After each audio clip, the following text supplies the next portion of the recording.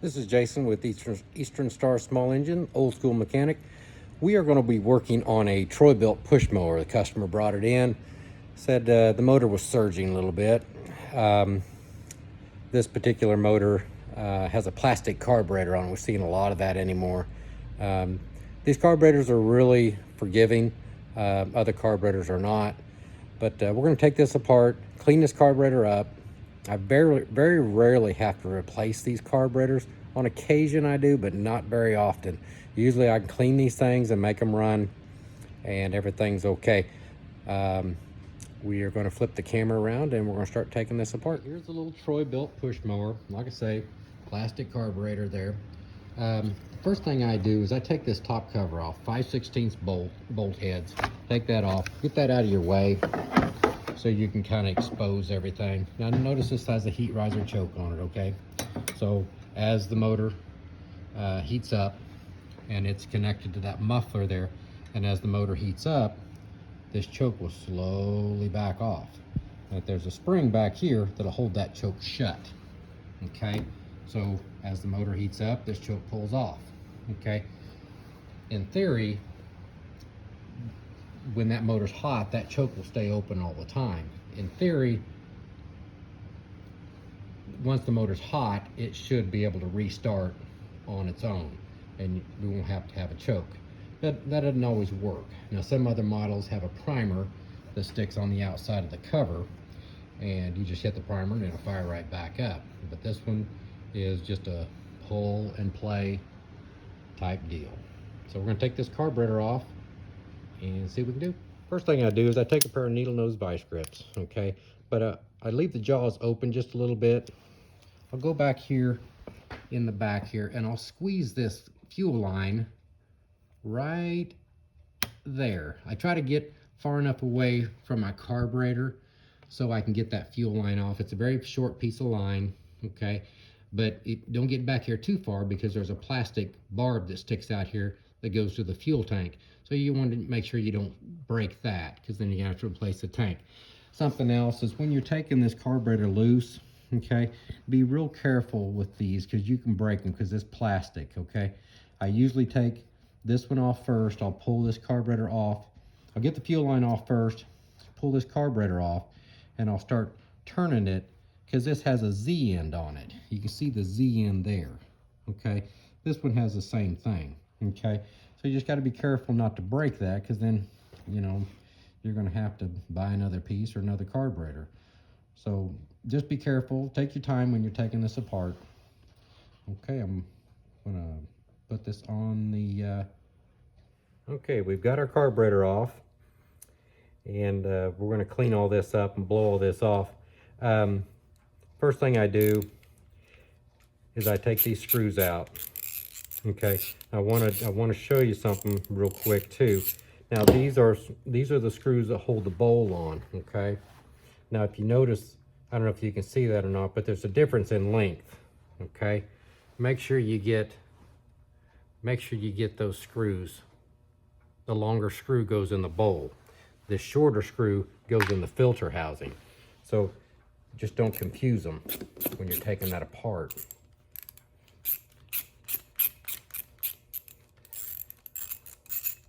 Get that screw out of there.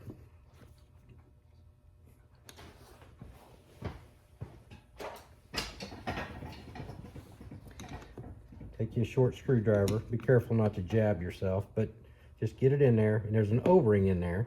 Once you get it in there, all you got to do is just twist it, and it comes right off. Okay. It doesn't look that bad inside, but these things are very temperamental. They will cause you fits. Okay. I take a pair of needle nose pliers, and I pull the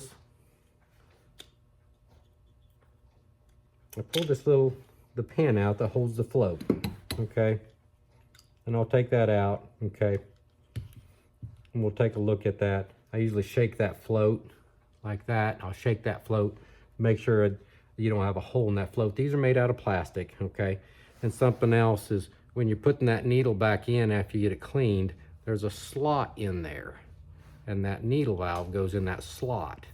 if you get it on the other side, it's going to shut off the fuel. It's not going to get enough fuel in the carburetor. Okay, so and I take a look at this carburetor. I want to look to this little venturi here. This is the pickup inside of the bowl that allows the fuel to go up into the venturi. Okay, what I'll do is I'll take carburetor cleaner and I'll spray all this off, clean all this up, and then I'll spray carburetor cleaner back through this piece right here. This is your fuel inlet to your bowl, and I'll put carburetor cleaner back through there and spray it out with air. Be careful when you're blowing air back through this. Put your finger on it, okay? Then blow through it. I blow quite a bit of pressure through these carburetors, but I hold on to it because if this can pop out, which they're made to come out, but majority of the time you don't have to pull these out. You know, you just pick something up in a little bit of dirt or something, or maybe a little bit of moisture that has caused this thing to maybe surge a little bit. But we're going to clean this up and start putting it back together. Okay, we've got our carburetor all blown off. Okay, looks a lot better than what it did. Want to note this hole right here. Okay, this is the vent tube, and it comes down and goes to this hole where that Welch plug's at. Okay, and you can put your carburetor cleaner in there. Make sure that vent plug, that vent hole is open. You got to make sure that's open. Okay, and you've got some other ones inside of that venturi you need to blow through as well. This little pickup for the venturi, you can look down in that hole and you should be able to see daylight. Okay, if you can't see any daylight, then you know that's plugged up. And if that is plugged up, you can take a small piece of wire, just like in some other videos. You can put that piece of wire down in there and poke through it. Okay, and then you can do your carburetor cleaner and blow it out, and it would, you know, it's going to take off. One thing I want to show you also is this bowl. You can see that L-shaped cutout. Okay, now you can get this backwards. Okay, and if you get this backwards, it will not run. Okay, so if you notice the way this is pointing out and the way this is pointing out, you got to make sure that you get this back together right. You can get this 180 out. Okay, so if you look at it, you know, if I'm going to do it like that, this is not going to work because this piece is going to point toward the other side of that L shape. So you've got to make sure that you get this right. Okay, you will eliminate fuel going up into the venturi. Okay, so we're going to put our float back on. Like I say, take that needle, put it back in there like that, hold it with your finger like that. Okay, just roll it over. Okay, put it back in the hole. Okay, and I take my pen, start putting that back in. And this is kind of, it's close, but you can get it to go. You just got to work with it a little bit. Make sure your needle valve doesn't fall out. So once you get it going, you can push that in with your finger. Just slide that across, and there you go. Okay, and you can check to make sure, you know, kind of a simple test. You know, you can blow on it with your mouth, and you can hear the air shut off. Okay, now back to what we was doing before with the bowl. Okay, make sure that's going on right. Okay, do not get it backwards. Okay, so just put that back on there like that. Make sure your screws holes are lined up. Okay, and it's got that O-ring in there. Okay, use the longer screws. Okay, do not use the short ones. If you use the short ones, they're not going to go in here far enough. Okay, and it's going to strip out. Okay, and it's usually a 1/4 inch. I use my 1/4 inch ratchet for this. Okay, and just run that in with my fingers like that. Kind of do it, you can do it even. Do a little bit on one side and go to the other. Okay, just like that. And you'll feel it bottom out. Okay, and that is cleaning that little carburetor. I'm going to put this back on. I'm going to turn the camera just a little bit. I'll show you how we put this back on. Maybe you can see this.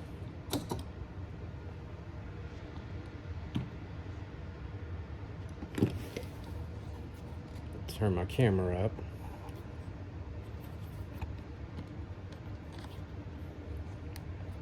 Okay. Now, like I say, this is your choke linkage, okay? It's coming from your heat riser, okay? Okay, that heat riser is always gonna, when it's cold, it should be pulling the choke shut, okay? The first thing I do, make sure you still got your O-ring in here too. There's an O-ring, and then there's a white little snap, like a snap ring that goes in there, and it snaps in place. Make sure that those are in there, okay? The first thing I do is I always grab my throttle linkage, okay? I stick that in there first, okay? Just like that, okay? Then I'll grab my choke linkage, and you've got a little bit of play here. Don't get too rough with it, because you'll break them. Just put that in there, and it'll roll right back around, okay? When it comes down, you put it down to your pipe, and it just slides right on, okay?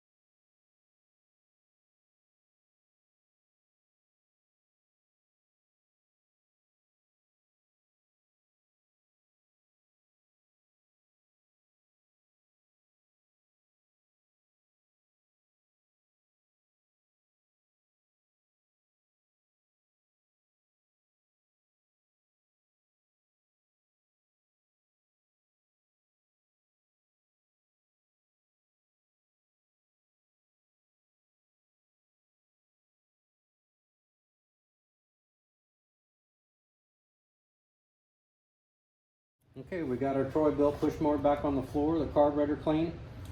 We're gonna fire this up, see how this runs. Like I said, he said he had a surging problem, so we are gonna see how this runs. Here we go.